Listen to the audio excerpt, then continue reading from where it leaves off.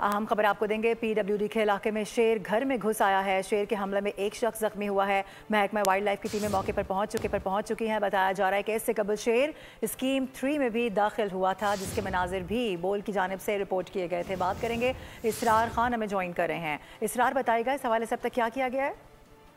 जी बिल्कुल, ये वाकया गुज़श्ता रात का है जब एक शेर जो है वो PWD के इलाके में एक घर में दाखिल हो गया था, और जबकि उस शेर के हमले से एक शख्स जख्मी हुआ था।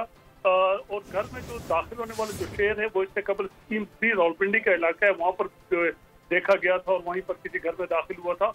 जबकि जो इत्तला मिलने पर वाइल्ड लाइफ की टीमें मौके पर पहुंची और मौके पर पहुंचकर शेर को जो है वो अपनी तहजीन में ले लिया। जबकि वाइल्ड लाइफ की जानिब से ऑलरेडी तमाम शहरियों को एहतियात करने की हिदायत दी गई थी, इसलिए शहरी जो है ना मोहतात रहे और कोई बड़ा सानिया नहीं हुआ। जी सही है, ठीक है इसरार, बहुत शुक्रिया अपडेट करने के लिए।